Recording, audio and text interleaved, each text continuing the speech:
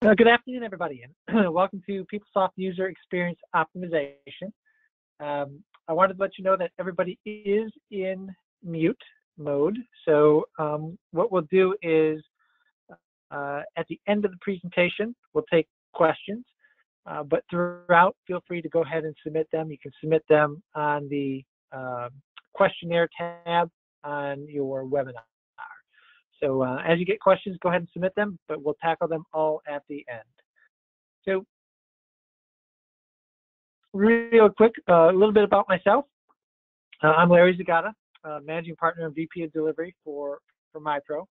I've been working in IT for about 25 years. I have about 20 years of PeopleSoft experience and worked at 9 years at PeopleSoft, and I am on the functional side. So the good part of what that means is what I'm going to be showing you today is functional resources can do it. So it'll be it's really applicable to everybody. And our agenda for today, we'll talk a little bit briefly just to let you know who MyPro is. We'll go over the presentation goals, but 90% of everything today is a demo.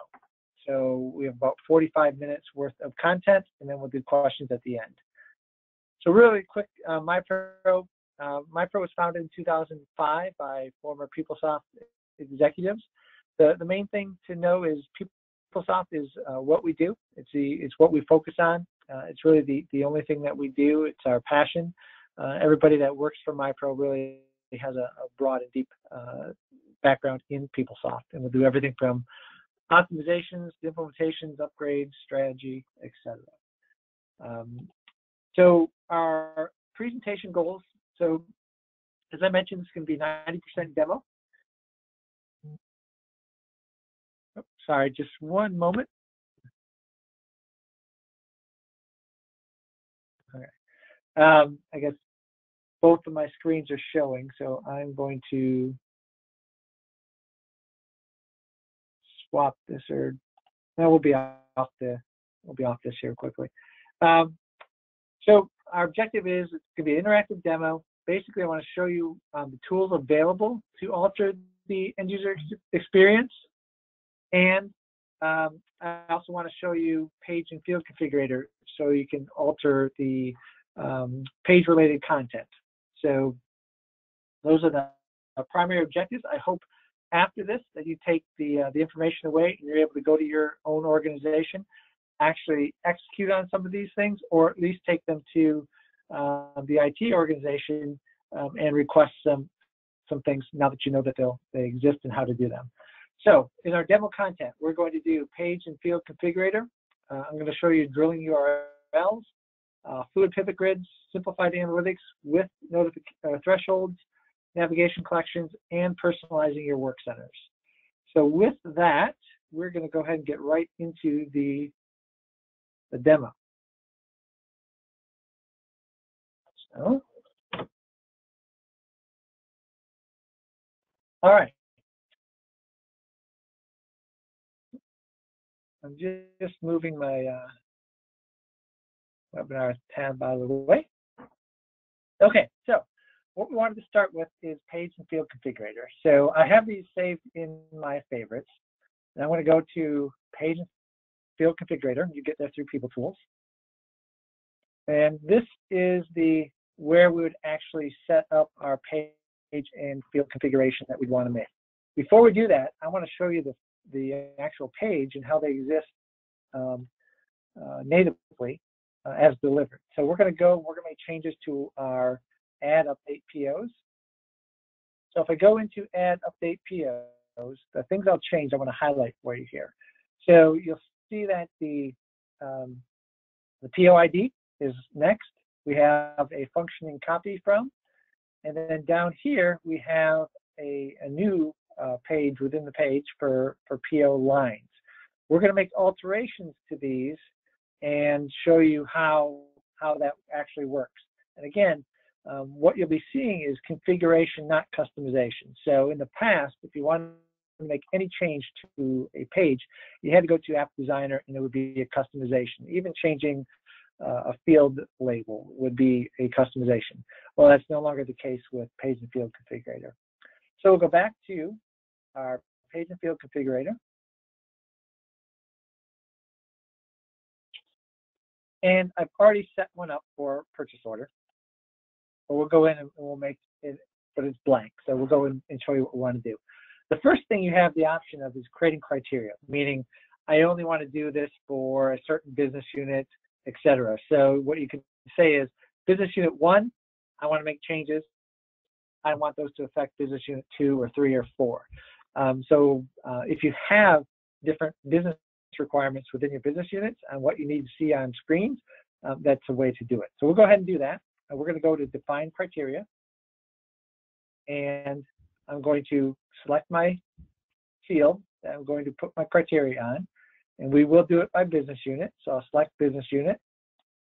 And I want business unit equals 2. So what we're going to say is I'm only making these changes for business unit US 001. I'm going to click OK. Okay. So now my criteria has been established there. So what changes I'm going to make are done here at the configure field properties. I'm going to select, and I said I would make changes to the POID. So I'm going to select the POID field name. Okay. Now what I want to do here is modify the label. Instead of calling it POID, so if we're doing a webinar, we'll just call it Web ID. Okay.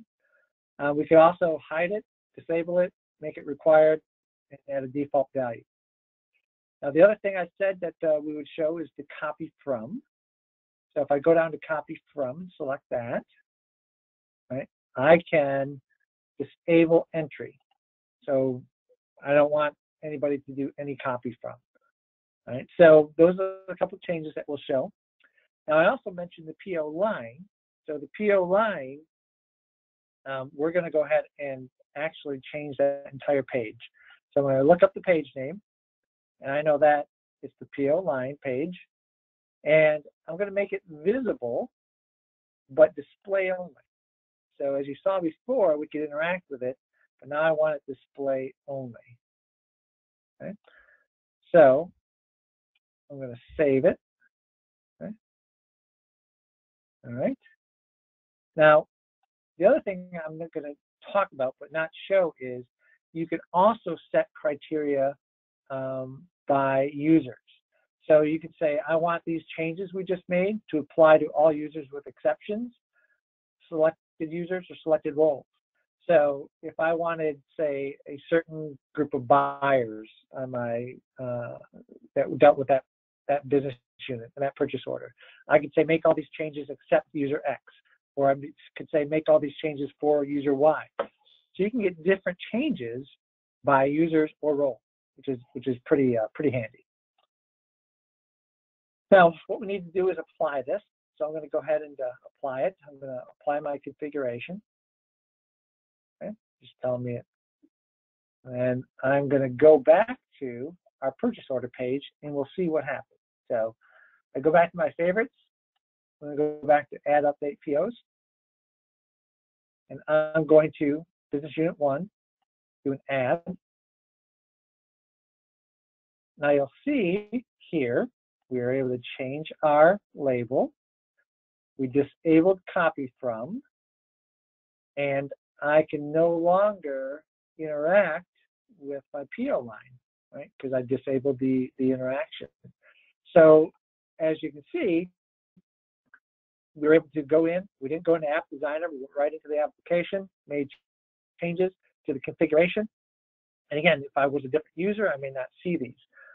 And we said we would only apply it to business unit 1. So let's go ahead and try a different business unit and see if those changes are there. So we'll go ahead and we'll try this for business unit Australian operations. Click add. And our changes are not there. So pretty useful, pretty powerful tool. Now, I also want to show you quickly that we did this in Classic Plus, but we can also do this in Fluid. So let's take a look at a Fluid page real quick. And we're going to go to fluid homepage, and I'm going to go into PO approval cycle time tile. What we're going to do here is we're just going to do one quick example. We're going to change our business unit, okay? But I want to show you it says business unit now. So I'm going to go back to our page field configurator.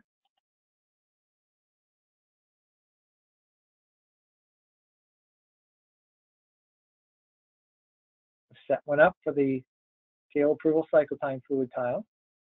Now, if we go in here, we can do everything that we've done, but I want to go ahead and I'm going to select my business unit field. We'll just modify the label. Web unit. Click save. Go over to apply our configuration. Okay. Now I'm going to go back to that page.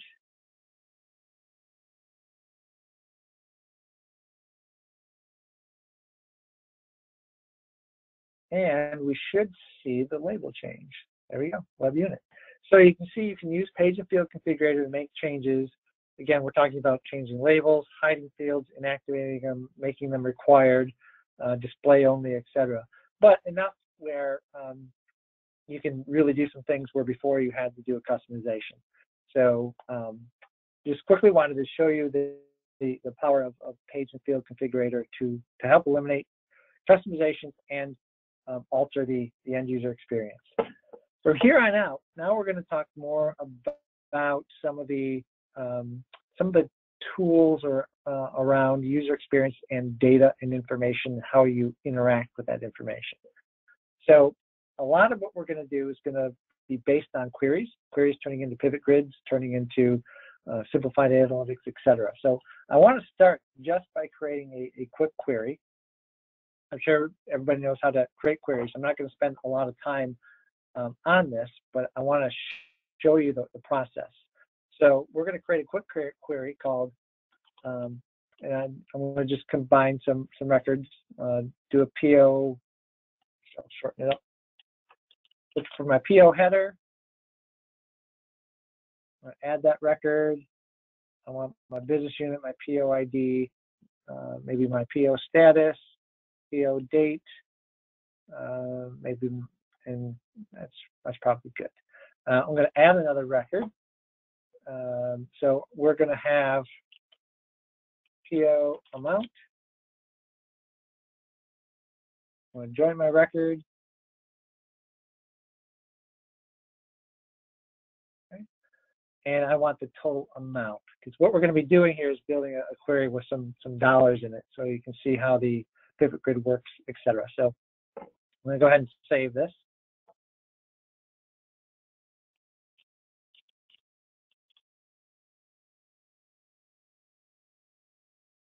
Make it public. Click OK.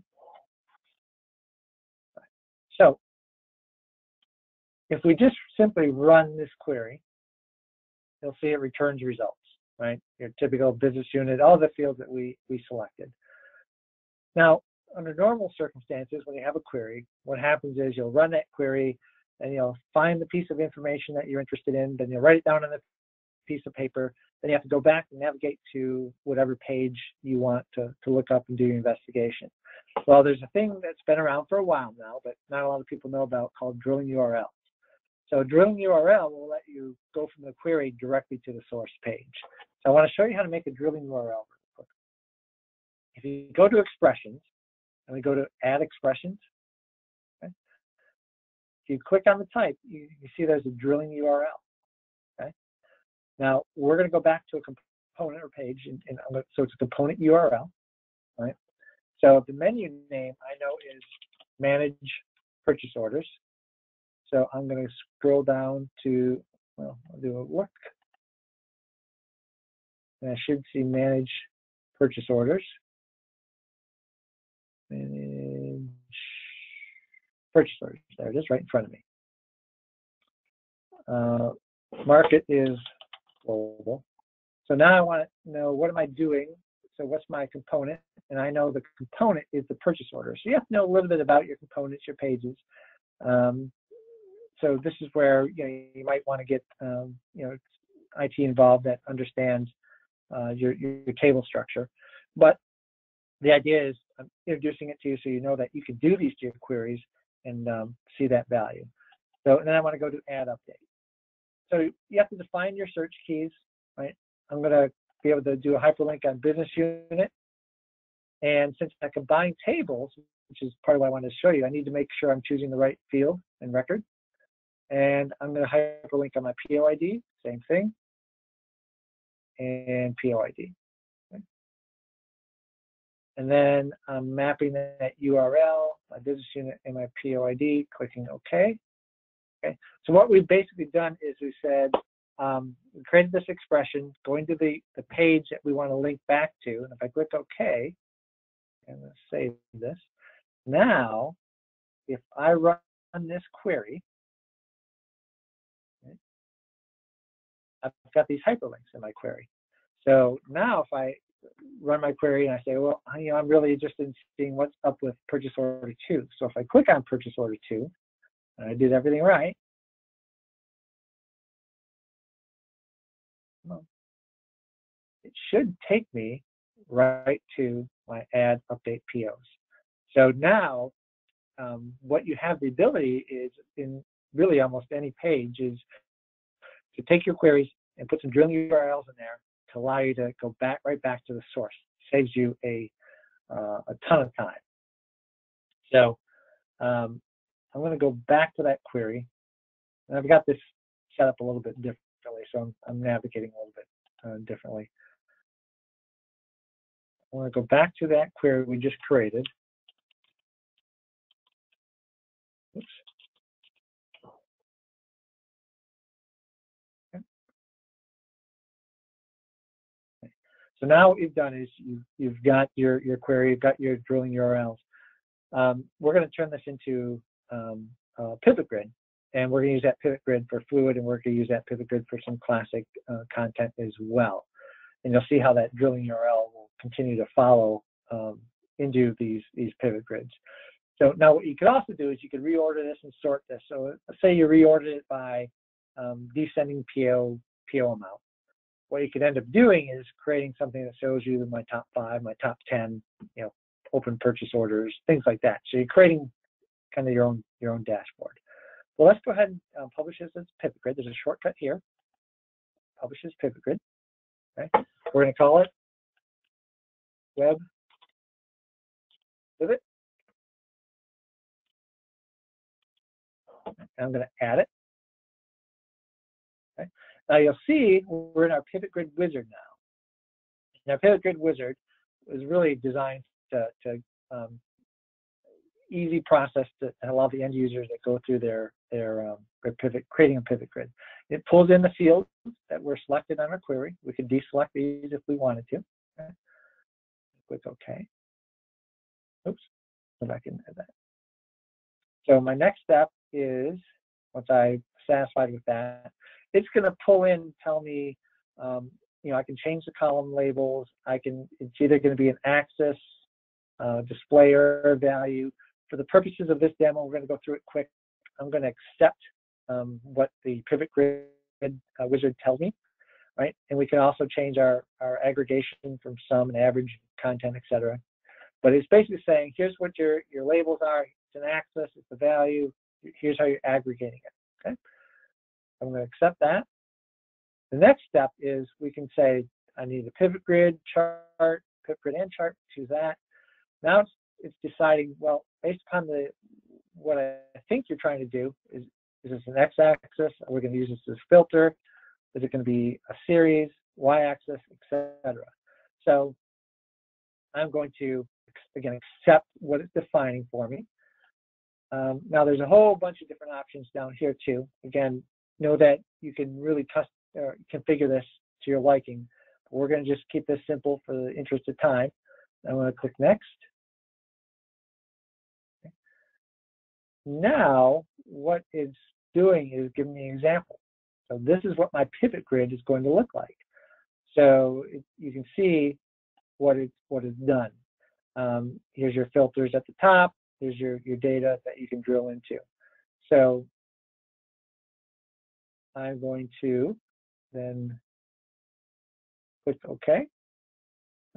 And we have our pivot grid created. But now that you've created it, you've got to do something with it, right? You've got to put it somewhere in either classic or fluid. So I want to show you how to do that. So we'll start off with turning that into a fluid pivot grid. So I'm going to go ahead and go to the Tile Wizard. Tile Wizard is your tool to take content and turn it into a fluid tile. So we're going to go to the Tile Wizard.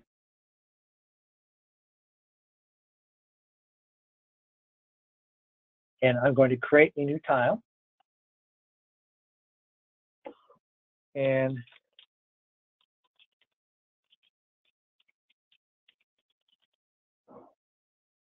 okay, just give it a name. My data type is, these are the options available to you. You can do straight query, application collection, etc. But we know we're going to try to use that pivot grid we just created. Now I have to find it. So I'm going to look it up. And we named it web. So there's my web pivot grid we created. Okay. Now I have all sorts of options that we'll go through. Sign it to an owner ID. I'm just going to select purchasing since we're into purchasing. Give it a parent folder. I'm going to accept the default of PeopleSoft applications. I'll show you where that comes into play and make it public. Here you can change the size of the tiles, add images, make it available for homepage, nav bar, dashboard, all that stuff. That just tells you what you can do with your tile. So I'm going to accept those defaults. This is just kind of a summary, and I'm going to hit publish. So with those few steps, we created a tile, fluid tile. Now we have to put that fluid tile somewhere. So I'm going to go to my home page. Okay.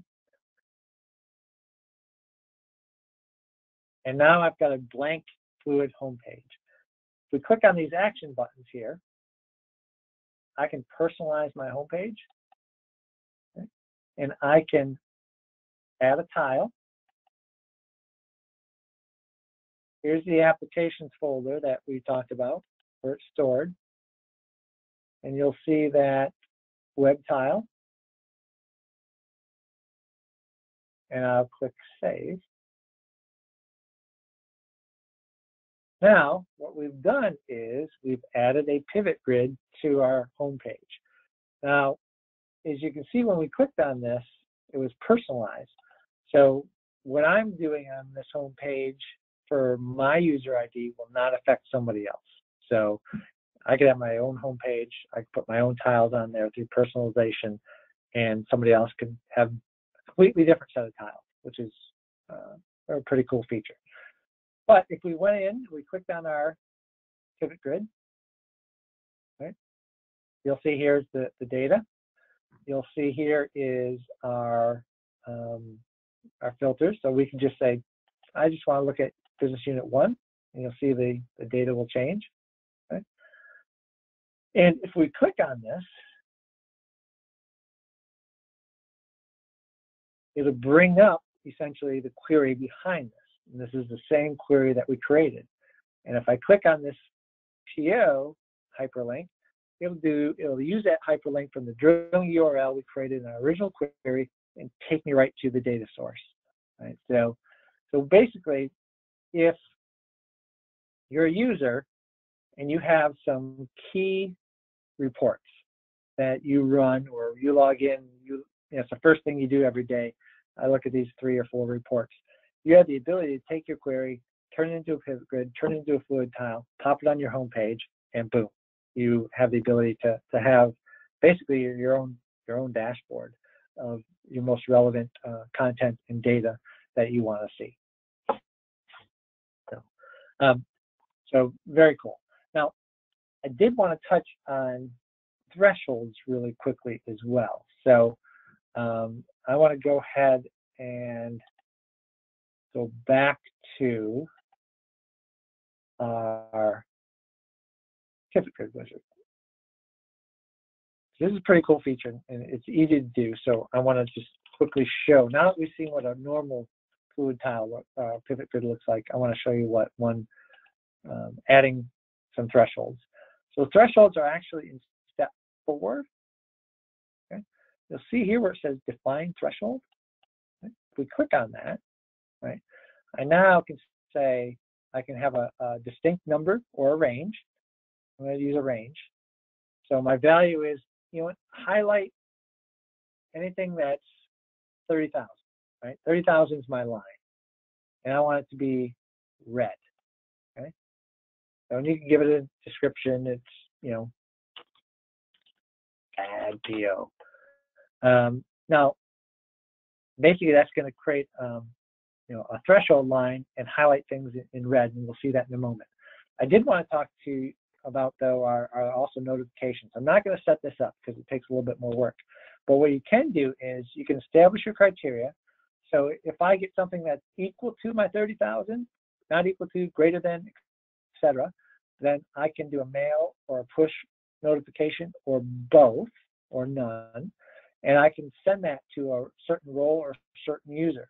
Right. So essentially, what we're saying is, if I've got a report and in my pivot grid, something's above or below my threshold, however we define it, then I'm going to get a notification, right? So you're getting an alert, essentially, that says something's out of tolerance. And so this is how you would set that alert up. And then there's an application engine you have to run, because you wouldn't want that to happen every 10 seconds when the report's refreshed. You want it to happen once a day or twice a day or whatever schedule you deem. So we won't set that up. I wanted to mention how you do that. So I'm going to click OK. And I'm going to save this. Okay. So now that same pivot grid should have a threshold or that we can see. So if I go back, go back to my home page, fluid home page. You see there's a little red line there, right? Now we've got a lot of value there, so the line is low, but you'll see that's highlighted here. Now, if I were to filter this at all,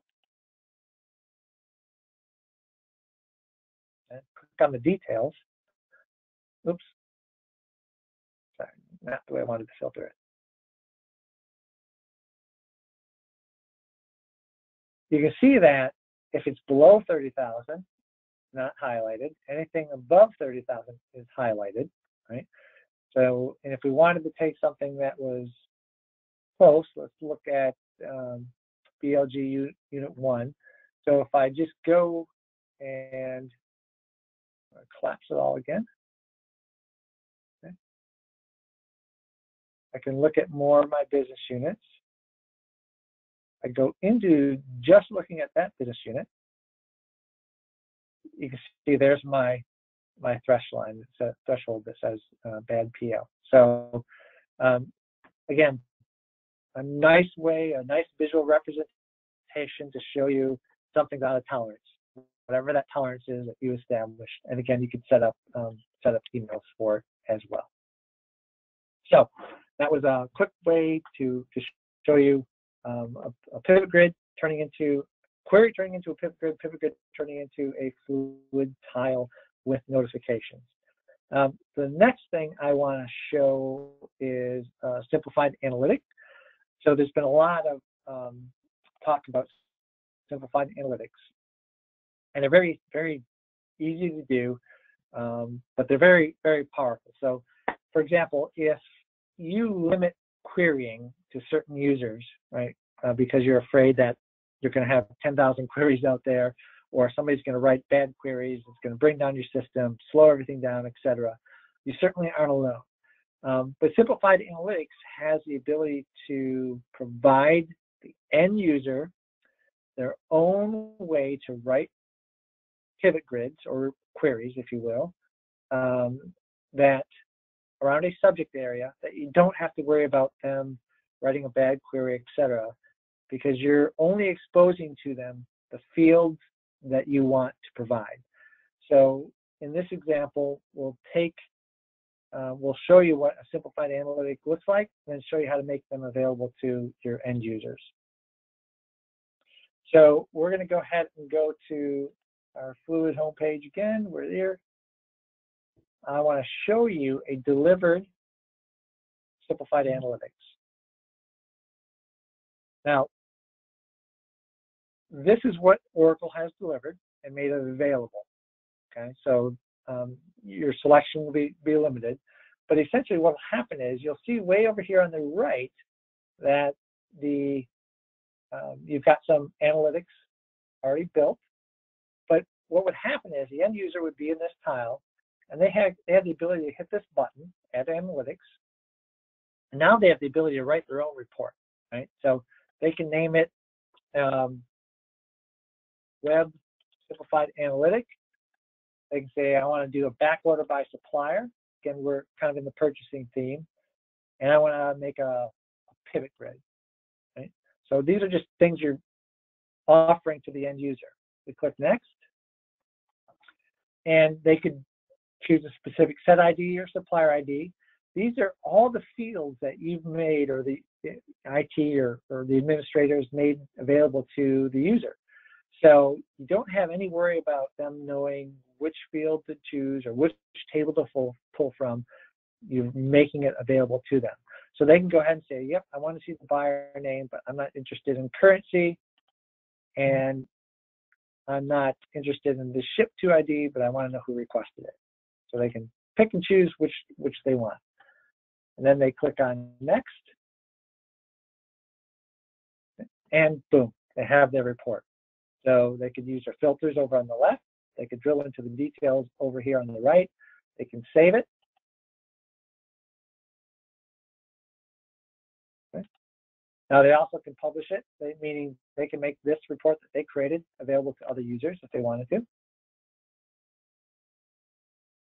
Okay. Now you'll see when we go out of this, their report is always available right there. And if we click the Personalize button, they can actually choose to show it as a tile. And you'll see that the little report will show up as a tile as well. So essentially, it's a great use for providing a reporting subject content for the end users, so they don't have to understand tables and fields, and you don't have to worry about them writing a runaway query. So that's what's available from Oracle, which is a limited number, but you can make your own. And let's show you how to make your own quickly. So I'm going to go. This one is not quite as intuitive. So it's actually, you have to go to Manage Related Content Service. But before we do that, I want to show you a page that doesn't have it, so when we put it there, we actually put it there. So if we go to our PO approval cycle time,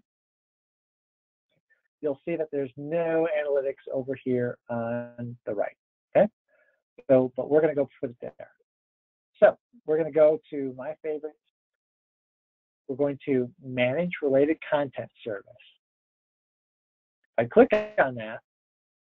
Okay, I'm going to go down to Assign Related Content to a page. I click on that. Now, I'm putting this on a Fluid page, so I'm clicking this button to show my Fluid. You see my Fluid structure, my Fluid pages.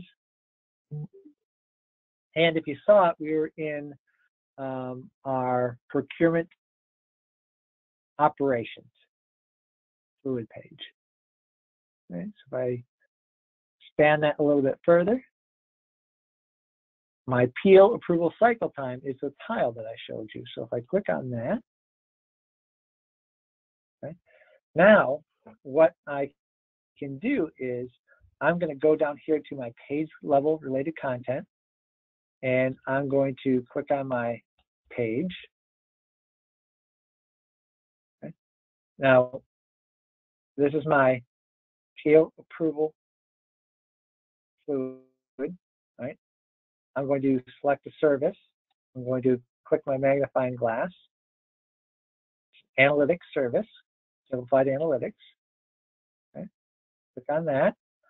Now I want to know which one now, right? So because we are putting our pivot grid, we're using our pivot grid. So I'm going to click up web, and you'll see our web pivot. Okay. All right. So what I'm saying now is on that fluid tile, I'm going to put my simplified analytic, and we know that we chose the pivot grid that we just created. Okay. So I'm going to click on configure, right? And just make sure that, yep, it chose the right one. And I'm going to make public access, click OK. Okay. So now there's some other things you could do. You could set up related actions, etc., but we're not going to do that now. So I'm going to click save. Okay. So what we've essentially said is put my pivot grid, turn it into simplified analytic, and put it on that fluid tile. So let's go back to that fluid tile.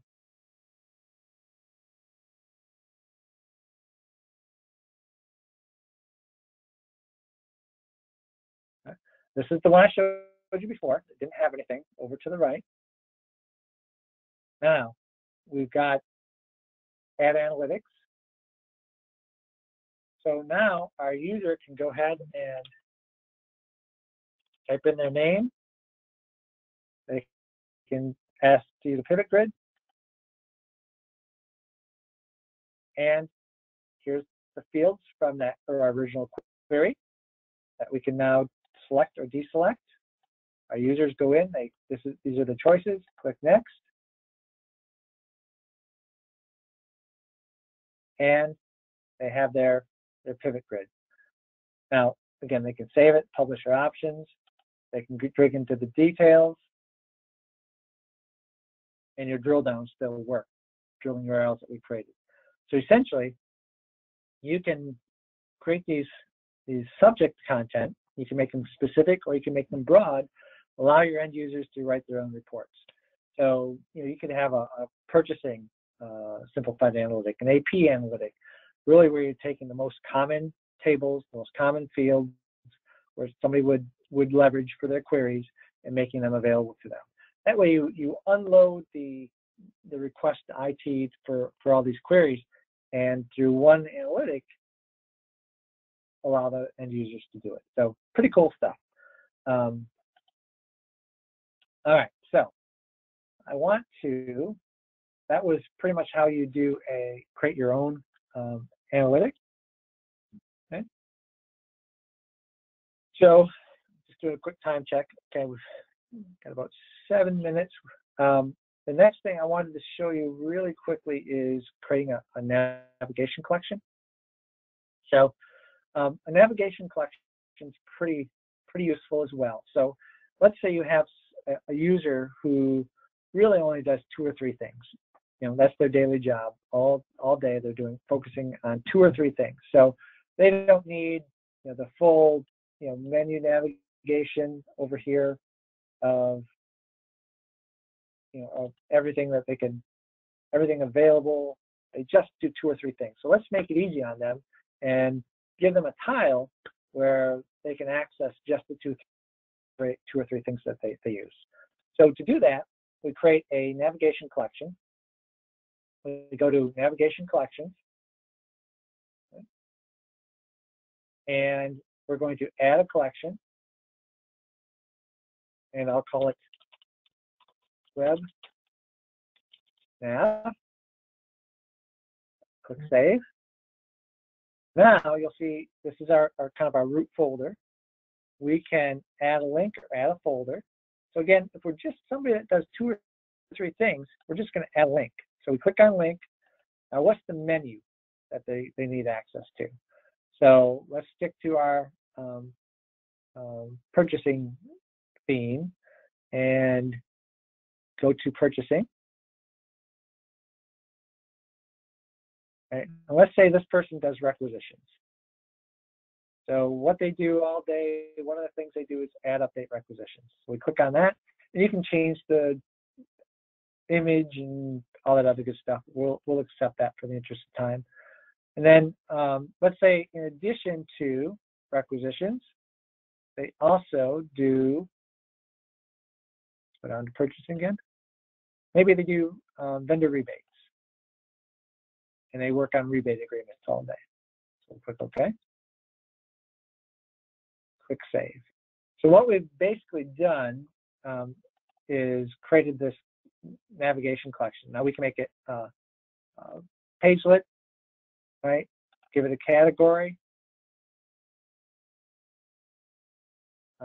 Make it a navigation page. You're basically saying what I can do with this. Do I just put it into a home page? Can I put it almost on any page? So we're defining that. So basically what you created is this classic navigation collection. But in the world of Fluid, I want to show the value of how this looks in Fluid. So we're going to go back and we need to make it into a Fluid tile. As we saw before, we do that through the tile wizard. Okay, so we'll go back to our tile wizard. We'll create a new tile. And we'll call this web nav. Web nav. Click next. Data type is navigation collection this time. We have to look up our collection name. Search for it.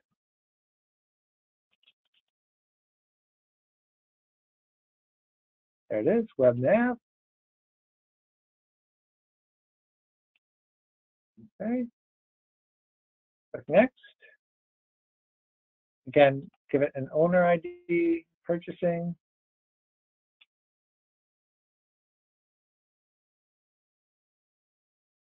There's our table or our parent folder. Click next. Again, images, override default, all that good stuff. Go to our summary and publish it. Just like we did before, but now we're creating a navigation collection.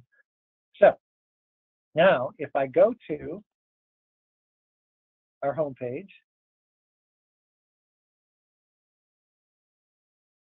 okay, and I'll go to the one I created, we can go ahead and we can go back to our personalize.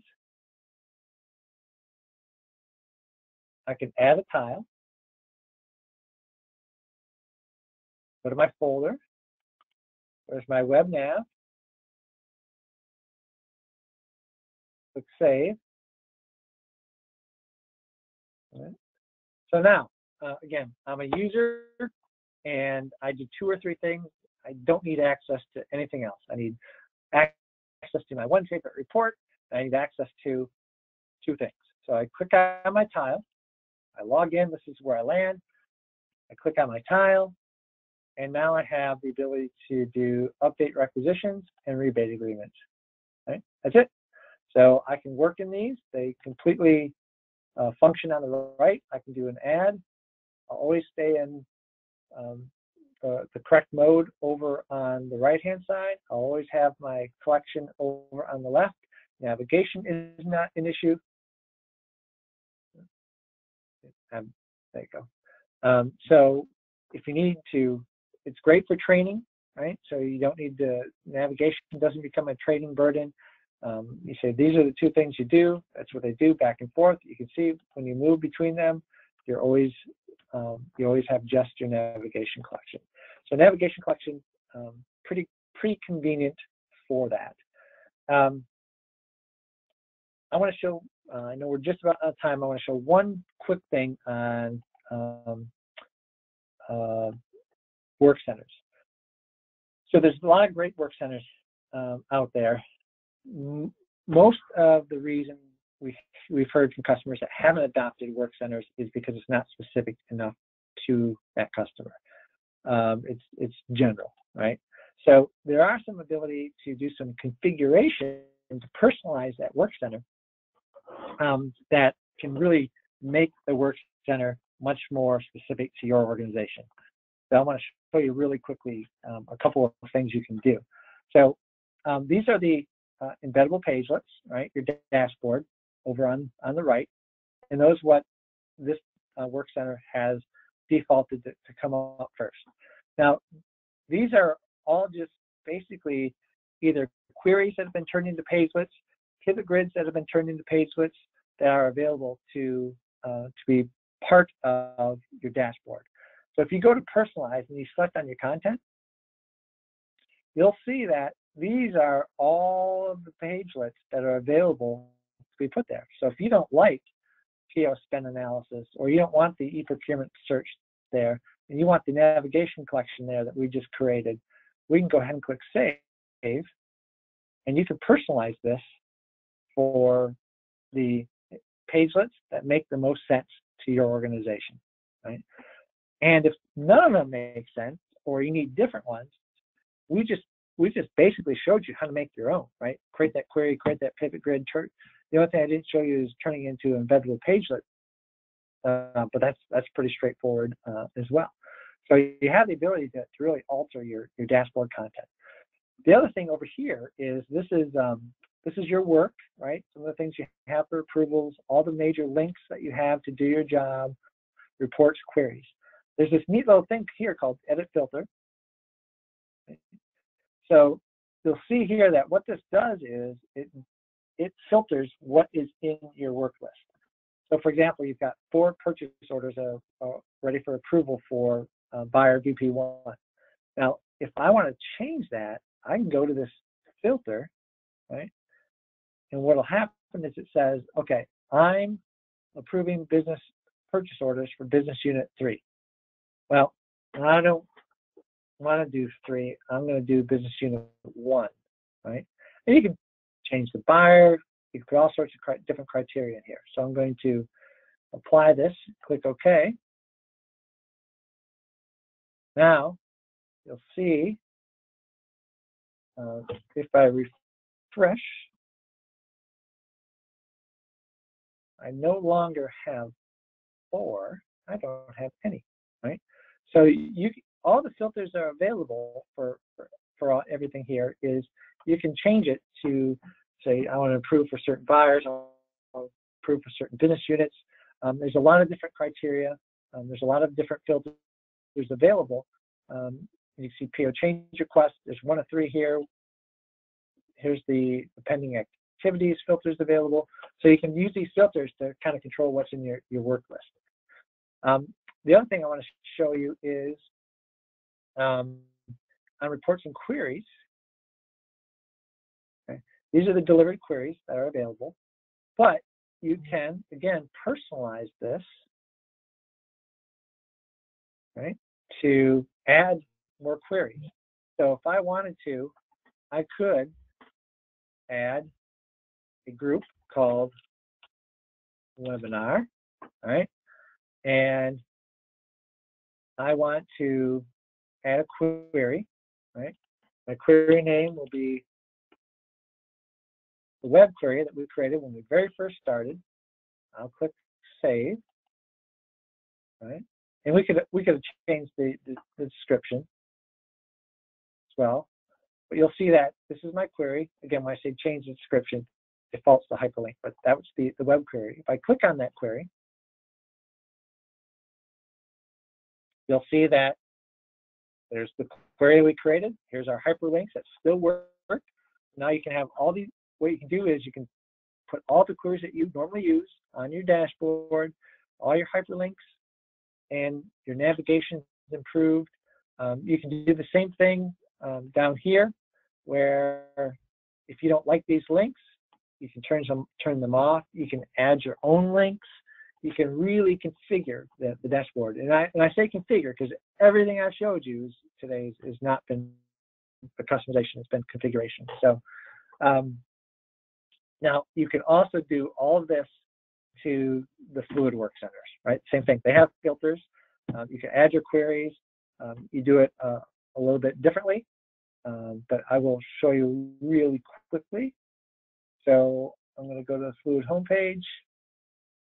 I know we're just a few minutes over, and I'll go down to cash management. I know we've got our Treasury Work Center, and you can see here, we click on our gear, you can edit filters, and you can personalize, right? So this is where you can go ahead and add content, links, queries, reports, same thing. You can go ahead and add your groups and add your queries. So you can do the same thing on your Fluid Work Centers as you can on your Classic. So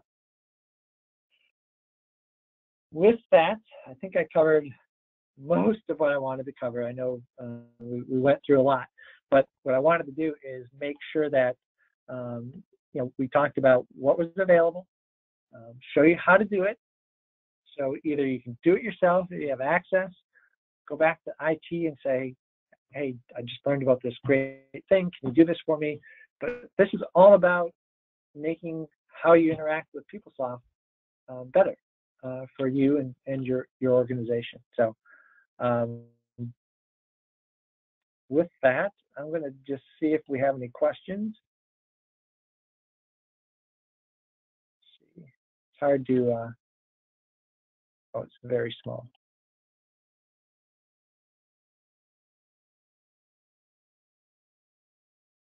Pivot grids inherit query department security. So yeah, the pivot grids will inherit whatever query security has been established, and users still will only have access to whatever they have access based upon their security. So you don't have to worry about through pivot grids them getting access to other areas of the organization.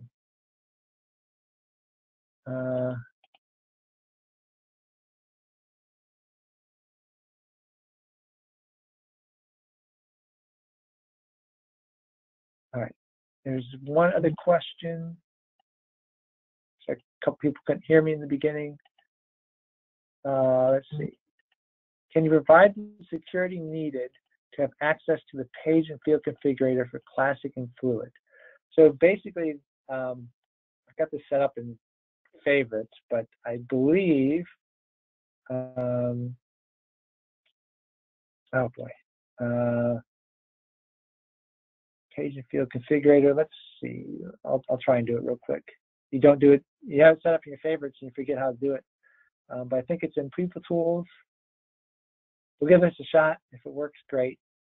If not, then let's see. If not, I will answer your question. But yeah, I don't remember where I had that. Let's see. Maybe it's in the portal. It's related content. Page wizard. Menu configure. Nope. Can't remember where it was, but I can. I've got your question. I can send you an answer to that. Let's see. And let's see here.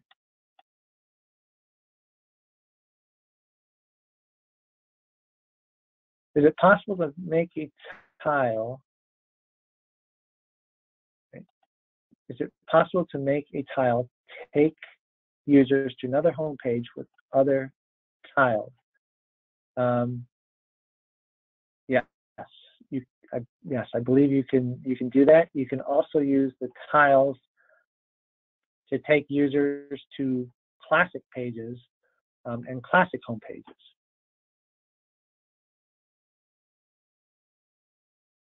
Is page and field configurator available in Classic? What is the navigation? Yes, it is available in Classic, and I'm really forgetting the navigation since I have them set up on my favorites. But I can get you the navigation. I just got to go back through it and remember where it was. Okay, and those are all the questions we have for now. So if anybody has any other questions, you can certainly feel free to email me. Email should be in the invitation, and I'm happy to answer any questions you may have. So I hope everybody enjoyed it, and have a wonderful day.